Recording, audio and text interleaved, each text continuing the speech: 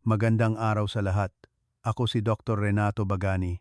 Ngayon, tatalakayin natin ang pag-ihi sa gabi, isang tahimik na banta sa iyong puso.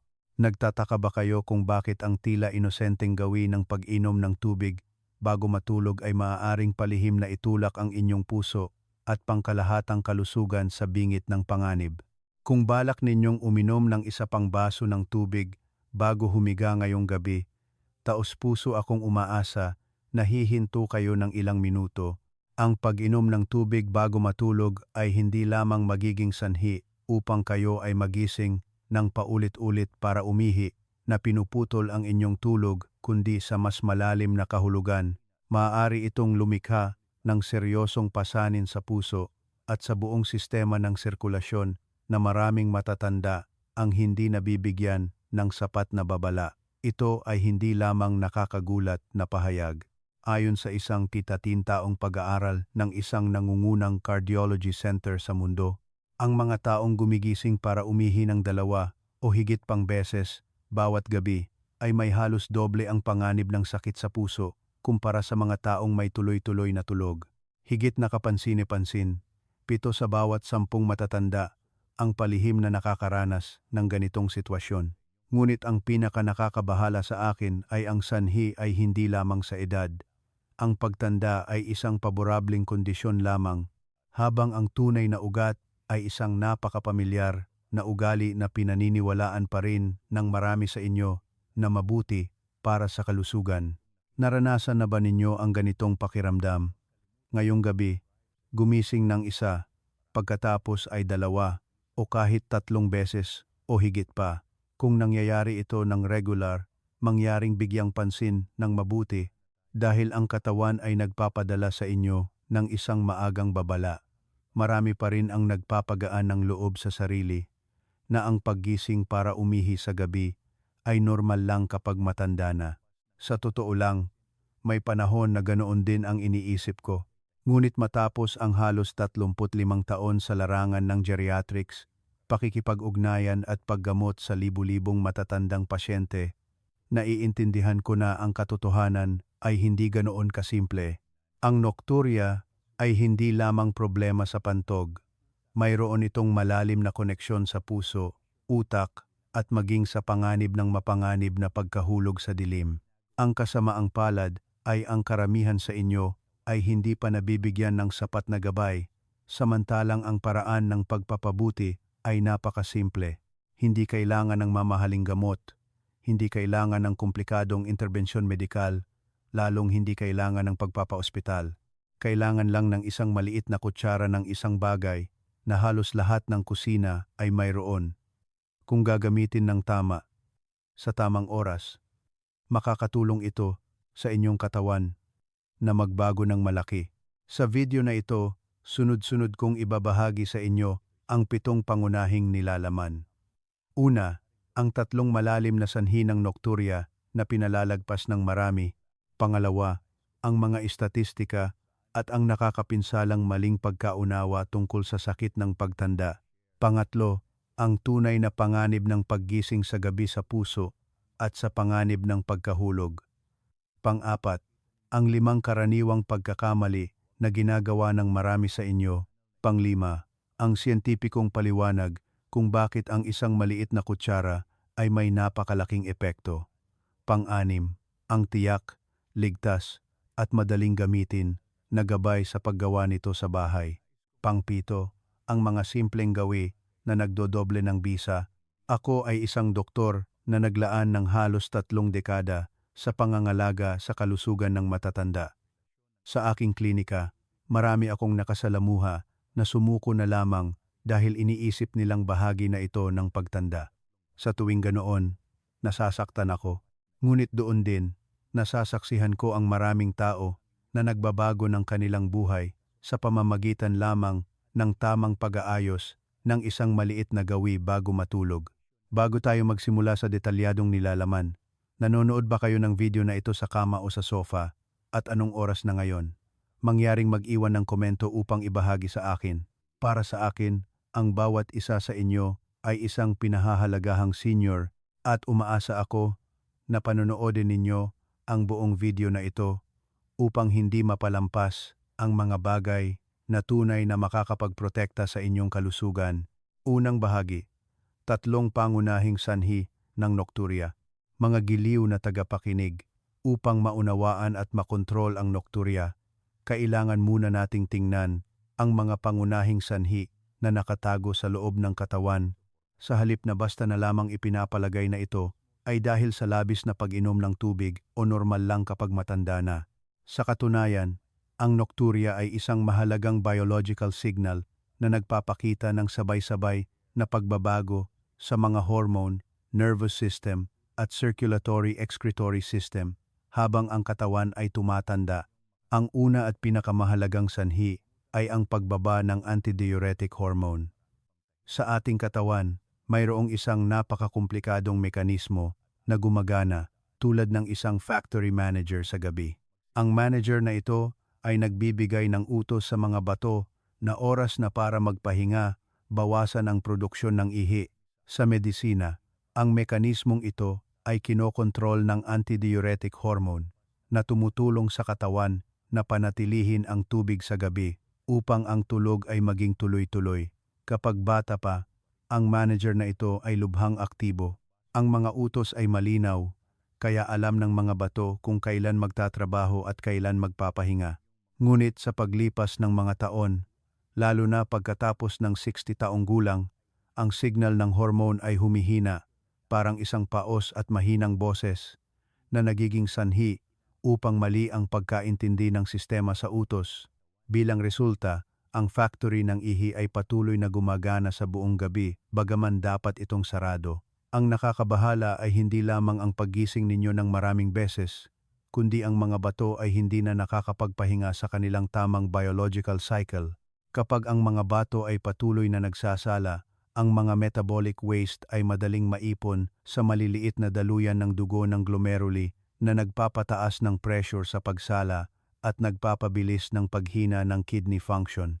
Kaya, ang nokturya ay hindi lamang problema sa pagtulog, kundi isang maagang babala na ang mga bato ay labis na nagtatrabaho ng matagal. Kung hindi ito papansinin, maaari itong humantong sa mas seryosong kahihinatnan sa paglaon. Ang pangalawang sanhi ay may kinalaman sa pagbabago ng ugali ng pantog o mas tumpak, overactive bladder. Kapag bata pa, ang pantog ay parang isang kalmado na kaibigan na may kakayahang maglaman at maghintay hanggang sa ito ay talagang puno bago magpadala ng signal sa utak. Ngunit kapag tumatanda, ang mga sensory nerve sa pantog ay nagiging mas sensitibo kaysa sa kinakailangan. Kahit na maliit na halaga lamang ng ihi, wala pa sa kalahati ng isang baso, ay nagpapadala na ng paulit-ulit na signal sa utak na kailangan kong umihi agad. Nagugulat kayo at nagmamadaling pumunta sa banyo, ngunit sa katunayan, napakaliit lang ng ihi. Ang kawili-wili dito ay ang malalim na sanhi ay madalas na matatagpuan sa blood sugar kahit na sa mga taong walang diabetes. Habang natutulog, ang katawan ay patuloy na gumagamit ng enerhiya upang mapanatili ang paghinga, sirkulasyon, at paggana ng utak. Sa madaling araw, ang blood sugar ay may posibilidad na bumaba at ang utak ay nakakaranas ng bahagyang kakulangan sa gasolina. Sa halip na gisingin kayo ng pakiramdam ng gutom, pinipili ng utak na i-activate ang pantog bilang isang false alarm upang pilitin kayong magising. Kaya maraming tao, pagkatapos umihi, ay nakakaramdam ng mabilis na tibok ng puso, gising ang isip, at nahihirapang makatulog muli. Sa katunayan, ang utak ay pagod at gutom sa oras na ito, hindi ang pantog ang talagang puno. Ang huling sanhi ay nagmumula sa sistema ng pagpapatuyo ng katawan, lalo na tungkol sa pamamahagi ng likido dahil sa grabidad. Sa araw, kapag kayo ay nakatayo o nakaupo ng matagal, ang tubig sa katawan ay may posibilidad na bumaba sa mga binti. Marahil ay napapansin ninyo ang pamilyar na mga palatandaan tulad ng malalim na bakas ng medyas, pamamaga ng mga paa, o ang paghigpit ng sapatos sa hapon. Pagdating ng gabi at paghiga ninyo, hindi na hinila ng grabidad ang tubig pababa sa mga binti. Ang likidong ito ay nagsisimulang lumipat pabalik sa puso at mga bato. Kaagad na nakakatanggap ang mga bato ng isang biglaang alon ng tubig at napipilitang magtrabaho ng husto upang ilabas ito. Ang resulta ay ang pamamaga ng paa sa araw ay nagiging ihi sa gabi na nagiging sanhi upang kayo ay magising ng maraming beses. Sa pangkalahatan, ang nocturia ay resulta ng maraming magkakaugnay na mekanismo, hindi isang solong sanhi. Ito ay sumasalamin sa mga pagbabago sa hormone, nervous system, blood sugar, at fluid circulation sa tumatandang katawan.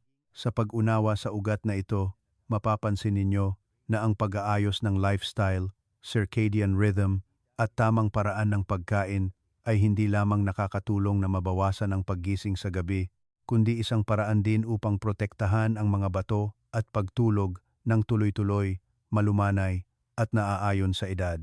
Ikalawang bahagi, mga istatistika ng nocturia at ang maling pagkaunawa tungkol sa sakit ng pagtanda. Mga giliw na tagapakinig, kapag pinag-uusapan ang nocturia, ang pinakanakakabahala sa akin sa maraming taon ng pagtatrabaho sa mga matatanda ay hindi ang mga istatistika kundi ang tahimik na pagtanggap. Ayon sa mga Geriatric Epidemiological Survey, sa grupo ng mga taong mahigit 65 taong gulang, humigit kumulang 67% ang gumigising para umihi ng 2 o higit pang beses bawat gabi. Ang bilang na ito ay hindi maliit, ngunit ang kapansin-pansin ay ang karamihan sa inyo ay itinuturing itong natural lamang, isang di nakasulat na batas ng pagtanda at tinatanggap na mamuhay kasama nito nang hindi sinasaliksik ang sanhi. Pagkatapos ng 70 taong gulang, ang pagkakaiba ng hormone sa pagitan ng araw at gabi ay halos nawawala sa 10 tao. Nangangahulugan ito na hindi na malinaw na nakikilala ng katawan kung kailan oras ng aktibidad at kailan oras ng pahinga. Ang mga bato ay patuloy na gumagawa ng ihi sa gabi halos sa parehong bilis ng araw. Samantalang dapat itong panahon para makapagpahinga at makapag-recover ang mga bato. Hindi ito isang maliit na depekto, kundi isang manifestasyon ng malalim na pagkagambala sa circadian rhythm na direktang nauugnay sa mga hormone, central nervous system, at panloob na biological clock. Sa klinikal na pagsasanay sa Pilipinas, marami akong nakasalamuha tulad ni Mang Tonyo, 68 taong gulang, sa Maynila. Tuwing gabi, gumigising siya ng humigit kumulang 3 beses. Pagod siya, at paggising sa umaga, wala na siyang pakiramdam ng pagiging refreshed. Akala niya ang sanhi ay tiyak na dahil sa prostate, dahil marami siyang naririnig mula sa mga tao sa paligid. Ngunit nang suriin siya ng buo, ang mga prostate index niya ay bahagyang tumaas lamang, hindi sapat upang magdulot ng maraming beses na nocturia. Ang pangunahing problema ay nakasalalay sa biological clock ng kanyang katawan na nawalan ng balanse. Madalas kong inihahambing ang katawan ng isang matanda sa isang lumang orasan na ginamit sa loob ng 10-10 taon. Sa labas, mukhang tumatakbo pa rin ito, umiikot pa rin ang mga kamay, ngunit sa loob, ang mga gear ay nagsisimulang masira na nagiging sanhi upang malito ito sa pagitan ng araw at gabi. Sa simula, ang pagkalito na ito ay nangyayari ng napakatahimik, nang walang sakit, lagnat, o matinding palatandaan. Ito ay mga maikling paggising lamang, mga pira-pirasong tulog, ngunit sa paglipas ng panahon, kapag ang kondisyong ito ay paulit-ulit na nangyayari sa loob ng daan-daan, libu-libong gabi, unti-unting mali ang natututunan ng utak at nagsisimulang ituring ang gabi bilang isang semi-aktibong panahon sa halip na isang kumpletong panahon ng pahinga. Ito ang mapanganib na maling pagkaunawa tungkol sa sakit ng pagtanda. Maraming tao ang naniniwala na kapag matanda na, dapat mahina ang tulog, dapat umiihi sa gabi, dapat tanggapin. Ngunit sa pananaw ng modernong geriatric science, ang nocturia ay hindi kapalaran kundi isang tanda na nawawala ang natural na regulatory rhythm ng katawan. Kung tatanggapin lamang ito ng hindi inaayos, ang kahihinatnan ay hindi lamang limitado sa mahinang tulog, kundi humahantong din sa paghina ng memorya, pagtaas ng panganib ng pagkahulog sa gabi, pagbabago-bago ng presyon ng dugo, at mas mabilis na pagtanda ng mga bato. Sa makatuwid, ang pinakamahalagang bagay na gusto kong tandaan ninyo ay ang tamang pag-unawa upang hindi sumuko. Totoo na ang pagtanda ay hindi maiiwasan sa ilang pagbabago sa pisyolohiya, ngunit marami sa mga ito ang maaaring pabagalin, ayusin, kung maaga nating matukoy at makarating sa tamang direksyon. Ang nocturia ay hindi upang tiisin, kundi isang malumanay, ngunit seryosong paalala na ang katawan ay kailangang pakinggan at alagaan ng mas maayos. Ikatlong bahagi, dalawang seryosong panganib ng madalas na nocturia, cardiovascular at pagkahulog. Mga giliw na tagapakinig, ang bahaging ito ng nilalaman ay maaaring maging mabigat para sa marami, ngunit sa responsibilidad ng isang propesyonal sa pangangalaga ng kalusugan para sa mga nasa edad at matatanda, naniniwala ako na ito ay isang bagay na kailangan ninyong malaman, maunawaan ng malinaw, at harapin ang katotohanan. Ang nocturia ay hindi lamang tungkol sa pagkagambala sa pagtulog o abala sa pang-araw-araw na gawain, kundi sa likod nito ay may tahimik ngunit napakaseryosong panganib na direktang nauugnay sa cardiovascular system, utak, at panganib ng pagkahulog. Una sa lahat, pag-usapan natin ang puso. Sa isang malusog na katawan, kapag pumapasok sa malalim na tulog, ang presyon ng dugo ay automatikong bumababa ng humigit kumulang 10 hanggang 20%. Ito ay isang natural na pisyolohikal na mekanismo para makapagpahinga ang puso at mga daluyan ng dugo pagkatapos ng isang araw ng trabaho. Gayunpaman, ipinapakita ng mga pag-aaral ng geriatrics na hanggang 57% ng mga taong gumigising para umihi ng 2 o higit pang beses bawat gabi ay hindi nakakamit ang pisyolohikal na pagbaba ng presyon ng dugo na ito. Sa madaling salita, ang puso ay hindi nakakapagpahinga kahit na nakahiga kayo sa kama. Madalas kong inihahambing ang puso ng isang taong may madalas na nocturia sa isang truck na dinala sa garahe para sa pagmamantini sa gabi, ngunit patuloy pa ring pinapandar.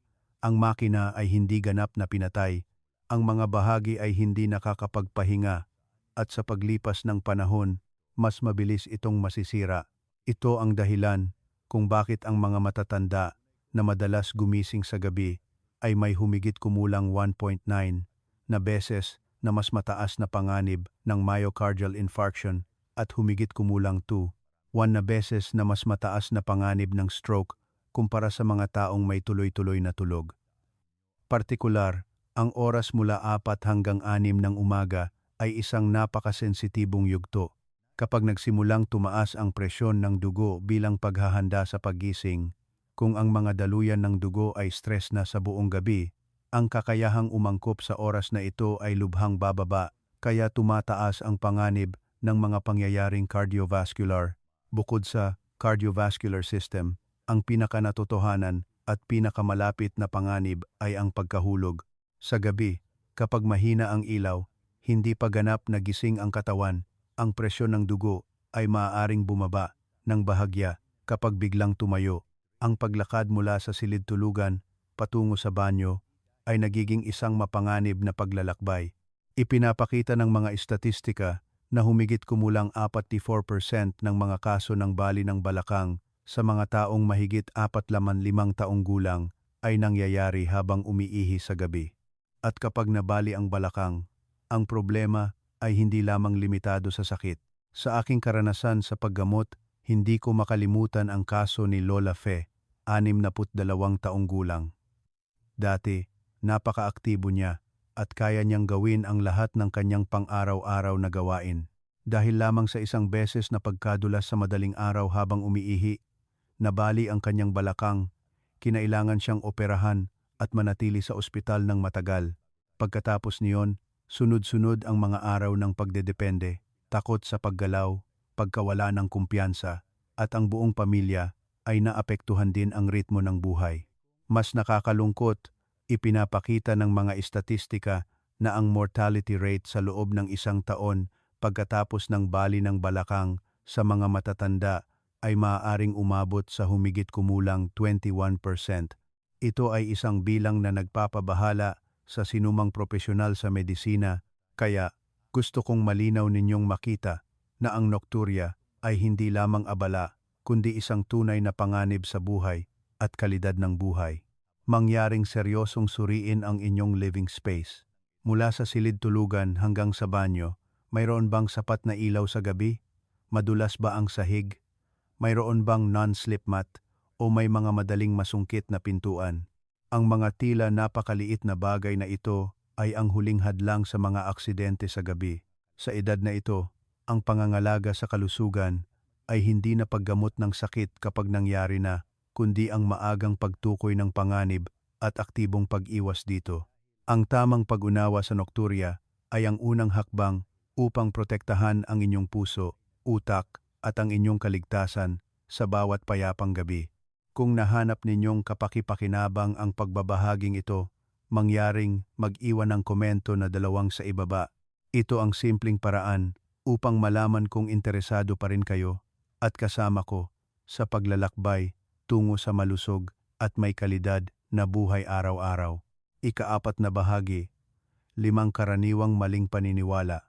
Mga giliw na tagapakinig, sa aking karanasan sa paggamot at pakikipag-ugnayan sa mga matatanda sa Pilipinas, napagtanto ko ang isang bagay na kapansin-pansin. Maraming sintomas ang hindi lumalala dahil sa edad kundi dahil sa matagal ng maling paniniwala. Ang nocturia ay isang tipikal na halimbawa. Ngayon, gusto kong ayusin natin ang 5 karaniwang maling pananaw upang hindi natin sinasadyang saktan ang ating sariling katawan sa pamamagitan ng mga iniisip na tila makatuwiran. Una, huwag uminom ng tubig sa gabi. Okay na. Ito ay isa sa mga pinakamapanganib na pagkakamali. Kapag kulang ang tubig sa katawan, ang ihi ay nagiging puro, naglalaman ng maraming dumi at acid. Ang puro na ihi na ito, kapag nananatili sa pantog, ay parang isang matapang na irritant na nakakasira sa lining ng pantog sa biochemical na paraan na nagiging sanhi upang maging sensitibo ang pantog at patuloy na magpadala ng alarm signal sa utak. Bilang resulta, mas marami kayong umiihi, hindi mas kaunti. Sinubaybayan ko ang isang 70 taong gulang na pasyente na dahil sa takot sa nocturia ay ganap na umiiwas sa pag-inom ng tubig pagkatapos ng hapon. Ang resulta ay gumigising siya ng maraming beses bawat gabi, tuyong bibig, mabilis na tibok ng puso at pagod. Nang ayusin ko ito, sa pamamagitan lamang ng pag-inom ng isang basong maligamgam na tubig pagkatapos ng hapunan at pagbabawas ng dami ng tubig bago matulog ng halos 2 oras, bumuti ng husto ang kanyang tulog. Ipinapakita ng agham na ang pag-inom ng sapat na tubig ang paraan upang maging kalmado ang pantog, hindi ang pag-iwas sa tubig. Pangalawa, iwasan lang ang kape sa hapon, okay na. Hindi ito sapat. Totoong may diuretic effect ang caffeine, ngunit sa katotohanan, ang mas mapanganib na sumisira sa tulog ay ang alak sa gabi. Marami sa inyo ang naniniwala pa rin na ang pag-inom ng isang basong panggamot na alak ay nakakatulong sa pagtulog. Ngunit kahit hindi kayo lasing, ang nervous system at endocrine system ay lasing na. Pinipigilan ng alak ang antidiuretic hormone na nagiging sanhi upang patuloy na gumawa ng ihi ang mga bato sa buong gabi habang direkta ring nagpapasigla sa pantog na nagiging sanhi upang ito ay magkontrata ng mas maaga at mas malakas. Hindi pa kasama dito na pinapabilis din ng alak ang tibok ng puso at nagdudulot ng pagbabago-bago ng presyon ng dugo na nagpapababaw ng tulog at mas madaling magising. Kaya kung kailangan pumili ng iwasan sa gabi, ang alak ang numero 1 kaaway ng nocturia at cardiovascular health. Ang kape ay bahagi lamang ng tip ng iceberg. Pangatlo, ganoon talaga, matanda na, kailangan ng tiisin. Ito ang kaisipan na pinakanakakabahala sa akin. Ang hormonal aging ay isang natural na batas, ngunit ang pagpapabaya sa katawan na hayaan lamang itong umayon sa pagtanda ay isang pagpipilian. Sa parehong edad na 70, may mga taong gumigising ng 3 o 4 na beses bawat gabi, Ngunit mayroon ding mga taong tuloy-tuloy ang tulog hanggang umaga sa pamamagitan ng tamang pamamahala ng ilaw, oras ng pagkain, pag-inom ng tubig, at ehersisyo. Ipinapakita ng geriatric surveys na ang pagkakaiba sa mga gawi sa pamumuhay ay maaring lumikha ng higit sa 40% na pagkakaiba sa antas ng nokturya. Kaya, ang paghahanap ng dahilan sa kapalaran ay sa katunayan ang pagtalikod sa karapatan na kontrolin ang sariling kalusugan at ang pagpapabaya na iyon ay tahimik na magtitipon upang maging sakit sa puso, stroke, at pagbaba ng kalidad ng buhay sa hinaharap. Pang-apat, kapag naiihi, kailangan agad umihi. Ang pagpipigil ay magkakasakit. Ang pananaw na ito ay tila makatuwiran, ngunit nagpapahina ng pantog ng napakabilis. Kailangan ninyong tandaan na ang pantog ay isang kalamnan, at ang kalamnan ay kailangang sanayin ng tama. Kung umiihi agad sa tuwing bahagyang puno, matututunan ng pantog na kailangan lang ng napakaliit na dami upang umihi. Unti-unting lumiliit ang kapasidad ng pantog at darating ang panahon na hindi na ito kayang pigilan kahit gusto. Sa ilalim ng mga kondisyon na pinahihintulutan ng kalusugan, ang katamtamang pagsasanay sa pagpigil ng ihi na nagpapanatili ng 3 hanggang 4 na oras na pagitan sa pag-ihi sa araw ay makakatulong sa pantog na mabawi ang kapasidad nito at mabawasan ang mga maling alarma sa gabi. Ito ay isang napakahalagang prinsipyo ng rehabilitasyon sa geriatrics. Panglima, kailangan itong gamutin ng gamot. Ang gamot ay may papel, ngunit hindi ito ang sagot sa lahat. Sa katunayan, ipinapakita na higit sa 60% ng mga kaso ng nokturya ay maaaring bumuti ng husto sa pamamagitan lamang ng pag-aayos ng mga gawi sa pamumuhay ng hindi gumagamit ng gamot. Pangunahin na pinipigilan ng gamot ang mga sintomas. Samantalang ang kidney filter, circadian rhythm at pantog ay hindi pa naayos sa ugat. Partikular, ang di-autorisadong paggamit ng sleeping pills sa mga matatanda ay nagpapataas din ng panganib ng pagkahilo, pagbaba ng presyon ng dugo, at pagkahulog sa gabi. Sa maraming kaso, ang isang maliit na kutsara ng pulot, isang hapunan na hindi gaanong maalat, tamang pag-inom ng tubig, at angkop na ilaw sa silid tulugan ay nagdudulot ng mas matagal na bisa kaysa sa mamahaling gamot. Ikalimang bahagi, ang isang kutsara na paraan, mekanismong siyentipiko at 3 pagpipilian. Mga giliw na tagapakinig, ito ang bahagi na itinuturing kong sentro ng praktikal na aplikasyon dahil ito ay simple, madaling gawin, ngunit tumatama sa pinakamalalim na biological na mekanismo ng nokturya sa mga matatanda. Madalas ko itong tinatawag na one spoon method bago matulog. Hindi ito isang remedyo ng folk medicine, kundi isang kombinasyon ng neurophysiology, endocrinology, at geriatric clinical experience. Sa ating katawan, mayroong 2 automatikong nervous system, ang sympathetic system na parang gas pedal na nagpapagising sa katawan, nagpapabilis ng tibok ng puso, nagpapataas ng presyon ng dugo, at naghahanda para sa aktibidad.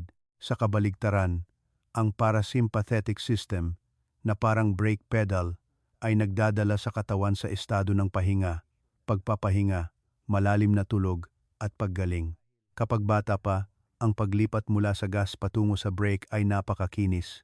Ngunit kapag pumasok sa edad at pagtanda, ang prosesong ito ay nagiging mabagal at hindi maayos.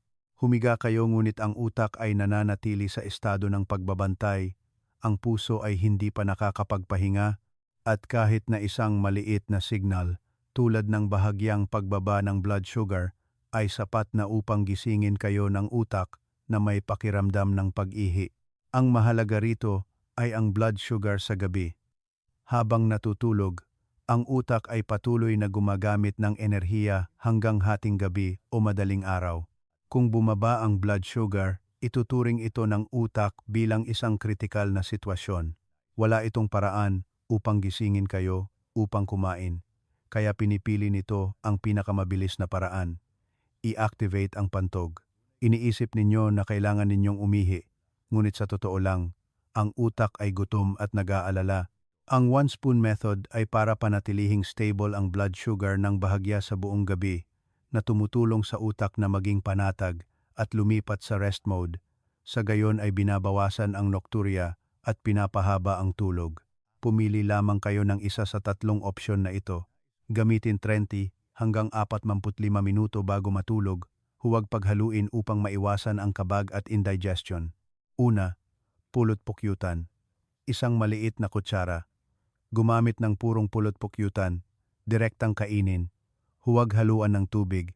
Ang pulot pukyutan ay naglalaman ng glucose at fructose sa natural na proporsyon na tumutulong na patatagin ang blood sugar ng dahan-dahan at matagal nang hindi nagdudulot ng biglaang pagtaas at pagbaba. Bukod pa rito, ang pulot pukyutan ay sumusuporta sa paglabas ng tryptophan, isang precursor ng serotonin at melatonin, dalawang napakahalagang sangkap para sa malalim na tulog at circadian rhythm sa gabi. Sa aking praktika, ito ang pagpipilian na nagpapakita ng pinakamabilis at pinakamalinaw na epekto sa mga taong madalas gumising sa madaling araw. Gayunpaman, ang mga may diabetes ay kailangang kumonsulta sa kanilang doktor bago gamitin upang ayusin ang tamang dosis. Pangalawa, saging. Kalahating maliit na saging. Ang saging ay isang madaling mahanap, madaling tunawin, at napakaangkop na prutas para sa mga matatanda. Ang saging ay naglalaman ng magnesium at potassium, dalawang mineral na tumutulong sa pagpapahinga ng smooth muscles, nagpapakalma sa nervous system, at binabawasan ang muscle spasms ng pantog. Kasabay nito, ang natural na dami ng carbohydrate sa kalahating saging ay sapat upang mapanatili ang enerhiya ng utak nang hindi nagdudulot ng kabag. Ito ay isang angkop na pagpipilian para sa mga hindi makagamit ng pulot pukyutan o may sensitibong digestive system. Pangatlo, almonds. Humigit kumulang 7 butil. Nagbibigay ang almonds ng malusog na taba at plant-based protein na tumutulong sa unti-unting paglabas ng enerhiya sa buong gabi. Sa gayon, hindi nakakaranas ang utak ng biglaang kakulangan sa enerhiya. Bukod pa rito, ang almonds ay naglalaman ng magnesium na sumusuporta sa pagpapahinga ng nerbiyo. Kailangan ninyong nguyain ng mabuti at huwag kumain ng labis dahil ang labis na pagkain ay magdudulot ng kabag at magkakaroon ng kabaligtaran na epekto. Mula sa pananaw ng pilosopiya ng buhay, ang pamamaraang ito ay nagpapaalala sa atin ng isang napakalalim na bagay. Ang katawan ng isang matanda ay hindi kailangang pilitin, kundi kailangan itong bigyan ng katiyakan. Ang isang maliit na kutsara sa tamang oras ay hindi lamang nutrisyon, kundi isang signal ng kaligtasan na ipinadala sa utak na, ngayong gabi, hindi kailangan magbantay, hindi na kailangan gisingin ang may-ari.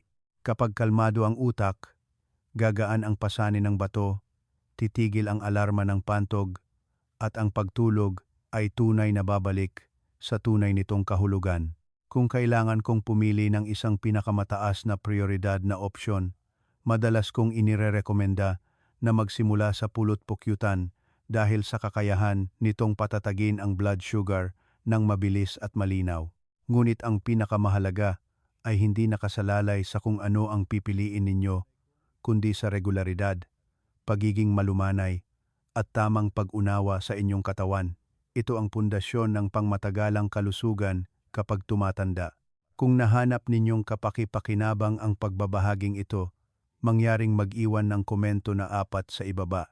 Ito ang simpleng paraan upang malaman kong interesado pa rin kayo at kasama ko sa paglalakbay tungo sa malusog at may kalidad na buhay araw-araw. Ika-6 na bahagi, 6 na prinsipyo ng pagpapatupad at isang tunay na kwento. Mga giliw na tagapakinig, anumang pamamaraan, gaano man kasimple, kung walang tamang prinsipyo ng pagpapatupad, magiging limitado ang bisa nito. Sa pangangalaga ng kalusugan ng mga nasa edad at matatanda, palagi kong binibigyang diin ang isang bagay na pilosopikal, ngunit napakasiyentipiko din. Kailangan ng katawan ng oras upang matutunan muli ang circadian rhythm na nawalan ng balanse. Hindi maaaring magmadali at hindi rin maaaring gawin ng pabago-bago. Ganoon din ang one spoon method. Upang maging epektibo, kailangan ninyong maunawaan ang sumusunod na 6 na prinsipyo. Una, ang tamang oras ng paggamit ay mahalaga. Kailangan ninyong gamitin ito humigit kumulang 30 hanggang 40 minuto bago matulog. Ito ay sapat na oras upang ang blood sugar ay maging stable ng bahagya. Ang parasympathetic nervous system ay nagsisimulang mangibabaw. Nakakatanggap ang utak ng signal ng kaligtasan at unti-unting lumilipat sa rest mode. Kung gagamitin ng masyadong malapit sa oras ng pagtulog, hindi pa kayang iproseso ng katawan at ang bisa ay lubhang bababa. Pangalawa, ang dosis ay dapat tumpak. Isang maliit na kutsara lamang, walang labis. Marami sa inyo, dahil sa pagmamadali na gumaling agad, ay kusang loob na dinaragdagan ang dosis, na hindi sinasadyang nagpapagana ng digestive system ng mas matindi sa gabi, na nagdudulot ng kabag, acid reflux, o hirap sa pagtulog. Sa isang katawan na tumatanda na, ang sapat ay mabuti, ang labis ay pasanin. Pangatlo, huwag gamitin kasama ng tubig. Kapag umiinom kayo ng tubig, lumalaki ang volume ng tiyan, tumataas ang pressure sa pantog, at sumasalungat sa layunin ng pagbabawas ng nokturya. Ang pamamaraang ito ay hindi naglalayong punuin, kundi upang bigyan ng katiyakan ang utak sa pamamagitan ng isang streamlined energy signal. Pang-apat, kailangan itong gawin ng tuloy-tuloy ng hindi bababa sa 7 hanggang 14 na araw. Ito ang oras para ayusin ng katawan ang hormonal rhythm nito at matutunan muli ang gawin ng malalim na pagtulog. May mga taong mabilis na bumubuti pagkatapos ng ilang gabi. Ngunit mayroon ding mga nangangailangan ng humigit kumulang 2 linggo bago makita ang malinaw na pagkakaiba. Ang mahalaga ay huwag sumuko sa kalagitnaan dahil lang sa hindi pa nakikita ang pagbabago sa unang ilang araw. Panglima, kailangan ninyong itala ang bilang ng paggising bawat gabi kasama na ang oras sa madaling araw.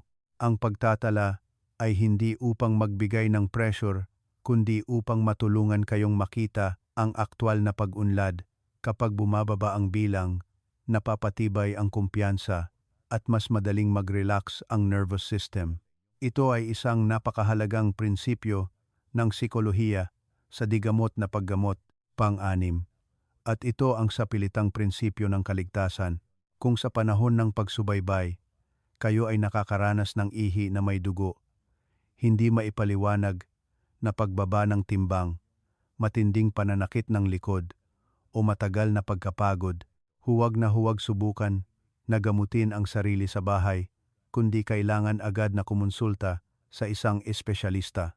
Ang pamamaraang ito ay angkop lamang para sa functional nocturia dahil sa kaguluhan ng circadian rhythm at hindi pumapalit sa medikal na diagnosis kapag may mga palatandaan ng babala. Hayaan ninyong ibahagi ko ang isang tunay na kuwento upang mas magkaroon kayo ng kumpiyansa. Si Aling Lita, 73 taong gulang, ay nakatira kasama ang kanyang mga anak at apo sa labas ng Maynila. Sa loob ng maraming taon, gumigising siya ng 3 beses bawat gabi dahil sa nokturya, kasama ang pananakit ng tuhod. Ang pira-pirasong tulog ay nagiging sanhi upang siya ay maging madalas mainitin ang ulo. Sa araw, pagod siya at bumababa ang kanyang moral. Pagkatapos, gabayan na regular na gawin ang one spoon method ng pulot-pukyutan tuwing gabi, kasama ang pagtulog sa tamang oras at hindi pag-inom ng tubig malapit sa oras ng pagtulog. Pagkalipas lamang ng 2 linggo, bumaba siya sa 1 beses na paggising bawat gabi. Ang pinakamasaya sa kanya ay hindi lamang ang masarap na tulog kundi ang magaan na pakiramdam. Sa umaga, wala na siyang pakiramdam ng takot sa gabi. Sa aking pananaw, ang kuwentong ito ay hindi isang himala, kundi isang patunay ng isang napakamakatotohanang katotohanan. Kapag tinatrato natin ang katawan ng may pangunawa at pasensya, tutugon ang katawan sa tahimik, ngunit matatag na paggaling. Hindi kailangan ng matatanda, ng magulong solusyon, kundi ng maliliit, tama, at regular na bagay upang ang bawat gabi ay hindi na maging alalahanin, kundi maging tunay na oras ng pahinga at paggaling. Ikapitong bahagi, paraan ng paggamit ng pulot-pukyutan na 3 beses na mas epektibo.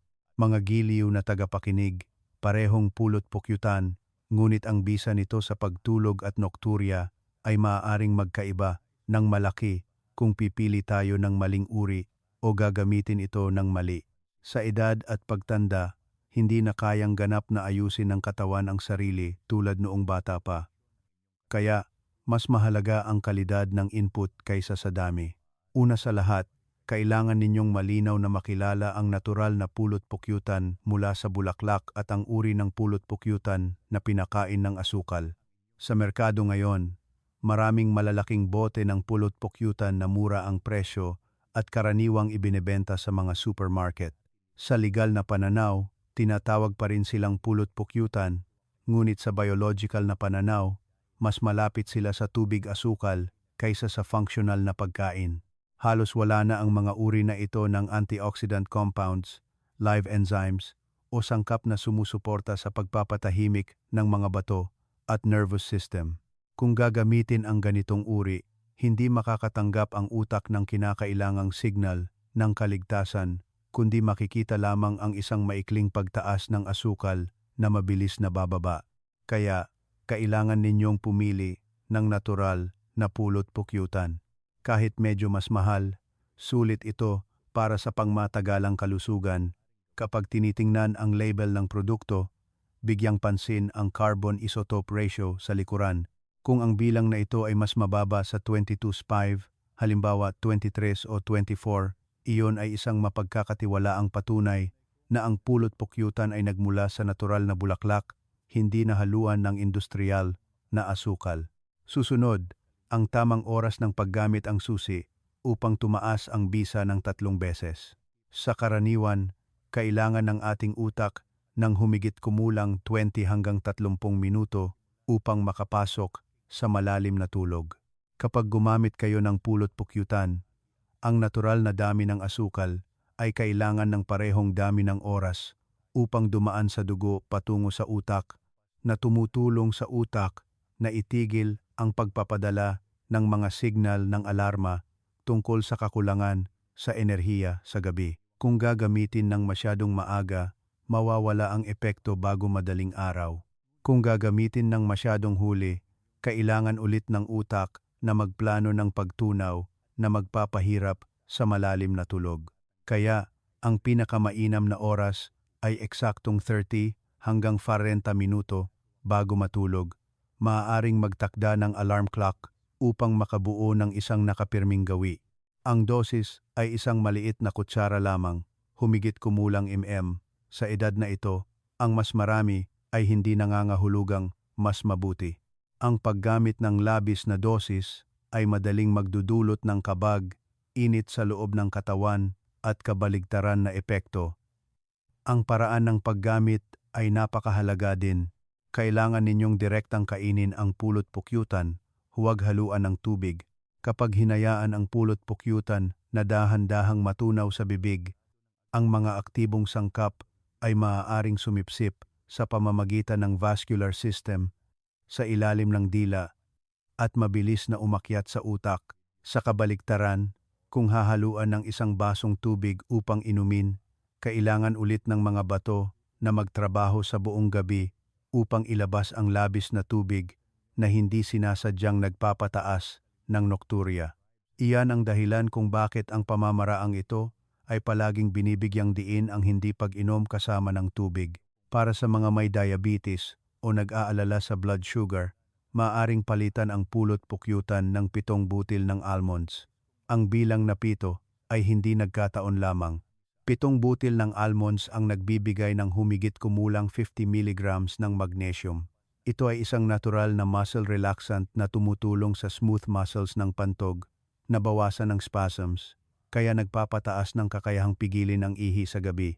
Ang malusog na taba sa almonds ay tumutulong din na mapanatili ang stable na enerhiya para sa utak, na iniiwasan ang sitwasyon kung saan ginigising ng utak ang inyong gabi. Para sa mga may hindi magandang kidney index, kailangan ng higit na pag-iingat kailangan ninyong bawasan ang dami ng pulot-pukyutan ng kalahati dahil ang ilang mineral tulad ng potassium kung labis na gagamitin ay maaaring magbigay ng pressure sa mga bato. Kinabukasan, tingnan kung may bahagyang pamamaga sa mukha o mga binti. Kung mayroon, iyon ay isang senyales na kailangan bawasan ang dosis o pansamantalang ihinto. Ang isa pang mahalagang paalala ay huwag na huwag haluan ng kumukulong tubig na lampas 60 degrees Celsius ang pulot-pukyutan. Ang mataas na temperatura ay magpapawala ng mahahalagang enzymes na magpapabago sa pulot-pukyutan mula sa isang supportive food tungo sa isang uri ng simpleng asukal.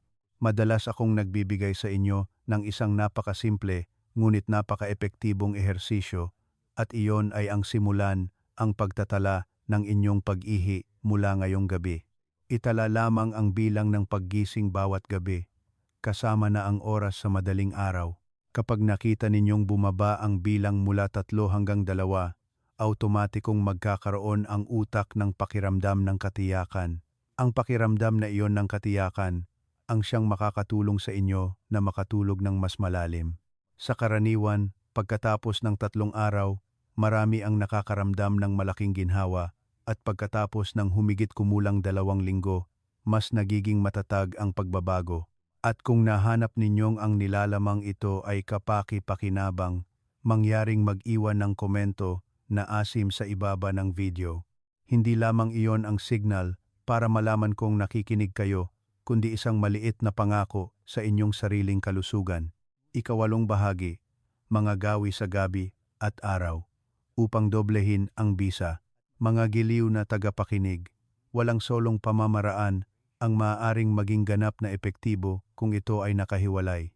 Sa edad at pagtanda, ang kalusugan ay resulta ng pinagsamang maliliit na gawi, hindi isang mabilis na trick o isang beses na dosis. Sa makatuwid, ang bisa ng 1 spoon method bago matulog ay dodoble at maging mas matatag kung sabay ninyong iaayos ang ilang gawi sa gabi at araw upang sumunod sa natural na pisyolohiya ng katawan. Una sa lahat, sa gabi, ang oras na nagtatakda ng kalidad ng buong gabi ng pagtulog. Kailangan ninyong maghapunan bago mag-5 PM dahil pagkatapos ng oras na ito, ang digestive system ay nagsisimulang bumagal. Kung kumakain kayo ng huli, kailangan ng tiyan na magtrabaho hanggang hating gabi, kasama na ang mga bato at pantog ay hindi rin makakapagpahinga ng ganap. Kapag natutulog, kailangan ninyong humiga sa kaliwang bahagi. Ang posisyong ito ay nakakatulong na mabawasan ang pressure sa pantog at mapabuti ang sirkulasyon ng dugo patungo sa puso. Sa gayon ay binabawasan ang mga maling signal ng pag-ihi sa gabi. Isang kadahilanan na pinapabayaan ng marami ay ang blue light mula sa mga telepono at telebisyon. Nililinlang ng ilaw na ito ang utak na akalain na araw pa rin. Binabawasan nito ang paglabas ng melatonin, ang hormone na nagdudulot ng pagtulog. Kaya, kailangan ninyong iwasan ang mga electronic device na naglalabas ng blue light nang hindi bababa sa 1 oras bago matulog. Sa halip, maaaring makinig ng malumanay na musika o magbasa ng libro. Susunod ay sa araw, kailangan din itong ihanda para sa isang payapang gabi ng pagtulog. Tuwing umaga, kailangan ninyong magbilad sa araw ng 20 hanggang 30 minuto, pinakamainam bago mag-9 AM. Ang maagang sikat ng araw ay nakakatulong sa utak na muling i-reset ang biological clock nito na malinaw na nakikilala ang araw at gabi. Sa gayon ay binabawasan ang pagkalito na nagiging sanhi upang gumana ng mali ang mga bato. Ang pag-inom ng tubig ay kailangan ding ipamahagi ng maayos. Humigit kumulang 70% ng dami ng tubig ay dapat inumin sa umaga at tanghali upang iproseso ng mga bato habang aktibo pa ang katawan. Kung iipunin ang pag-inom ng marami sa hapon at gabi, kailangan ng mga bato na magtrabaho sa gabi na magreresulta sa mas maraming nokturya. Mahalaga din ang ehersisyo sa araw. Kailangan ninyong regular na maglakad ng dahan-dahan araw-araw, kasama ang Kegel exercises upang mapalakas ang pelvic floor muscles at bladder muscles. Ito ang mga grupo ng kalamnan na madalas napapabayaan, ngunit nagtatakda ng kakayahang pigilin ang ihi. Bukod pa rito, kailangan kontrolin ang tulog sa tanghali. Dapat lamang matulog ng humigit kumulang 20 minuto at bago mag 3 p.m. Dahil ang labis na mahaba o huling tulog sa tanghali ay magbabawas ng pagkaantok sa gabi na magpapababaw ng tulog sa gabi at mas madaling magising. Madalas kong sinasabi sa inyo na ang katawan ng matatanda ay parang isang hardin na dumaan sa maraming panahon ng sikat ng araw at hangin. Upang lumakas ang mga halaman, hindi lamang ito maaaring diligan ng isang beses at pabayaan, kundi kailangan itong alagaan ng regular araw-araw sa tamang oras at tamang paraan. Kapag ang mga gawi sa gabi at araw na ito ay pinanatili ng sabay-sabay, unti-unting matututunan ng katawan kung paano magpahinga at ang tulog sa gabi ay babalik sa tunay nitong papel bilang oras ng paggaling, hindi oras ng pagtitiis. At kung patuloy pa rin kayong nanonood hanggang dito, gusto kong imbitahan kayong mag-iwan ng 8 sa section ng komento. Iyon ang paraan upang malaman kung nakakuha kayo ng mahahalagang kaalaman at nahanap itong kapaki-pakinabang. Mga giliw na tagapakinig, ang nokturya ay hindi isang sentensya na tinatawag na pagtanda na kailangan nating tiisin. Ito ay isang physiological signal na nagpapakita na ang katawan ay nawawalan ng balanse. At ang pinakamahalaga ay ang kawalan ng balanse na ito ay ganap na maaring ayusin kung tama ang inyong pag-unawa at tamang pagkilos. Maraming matatanda na nakilala ko ang malinaw na bumuti sa pamamagitan lamang ng maliliit ngunit regular na pagbabago. Simula sa 1 spoon method bago matulog, kasama ang muling pag-aayos ng ritmo ng buhay sa araw at gabi upang umayon sa kalikasan. Sa yugtong ito ng buhay, ang pangangalaga sa kalusugan ay hindi na paghabol sa paggamot ng sakit, kundi ang pag-aaral kung paano mamuhay ng magkakasuwato sa sariling katawan. Kapag aktibo ninyong inaayos ang inyong pagtulog, pag-inom ng tubig, ilaw, ehersisyo at biological rhythm, unti-unting mababawi ng katawan ang natural na kakayahan nitong magpahinga. Ang isang payapang gabi ng pagtulog ay hindi lamang nakakatulong na mabawasan ang bilang ng paggising para umihi, kundi nagpoprotekta din sa inyong puso, utak, buto, kasukasuan, at mental na kalusugan sa loob ng maraming taon sa hinaharap. Gusto kong sabihin ito mula sa isang tunay na pag-unawa. Sa buong buhay ninyo, nagpakasakit kayo para sa inyong pamilya, mga anak at trabaho. Maraming beses, nakalimutan ninyong kailangan din ng sarili ninyo ng pangangalaga. Ngayon na ang inyong mga anak ay malaki na, may karapatan kayong mamuhay ng mas mabagal, mas magaan at mas malusog. Ang paglalaan ng oras upang alagaan ang inyong sariling tulog ay hindi pagiging makasarili, kundi isang responsibilidad sa inyong kalusugan at sa mga nagmamahal sa inyo. Ako si Dr. Renato Bagani, isang espesyalista sa geriatric medicine at sa aking papel. Palagi akong umaasa na makasama kayo sa landas ng malusog at payapang pamumuhay sa edad at pagtanda. Kung ang mga kaalamang ito ngayon ay nagdala sa inyo ng bagong pag-unawa o kaunting pag-asa, mangyaring pindutin ang like at subscribe sa channel upang mas magkaroon ako ng motibasyon na magpatuloy sa pagbabahagi ng mga remedyo ng folk medicine na makakatulong na mabawasan ang creatinine, mabawasan ang nokturya, at mapanatiling malusog ang mga bato ng pangmatagalan. Kung maaari, ibahagi din ito sa inyong mga mahal sa buhay sa pamilya dahil posible na sila ay tahimik ding nagtitiis sa mahabang gabi tulad ninyo dati. Naway simula ngayong gabi, magkaroon kayo ng mas malalim na tulog, mas magaan na isip, at mas matatag na katawan araw-araw. Naway lagi kayong maging payapa, malusog, at puno ng kaligayahan kasama ang inyong pamilya.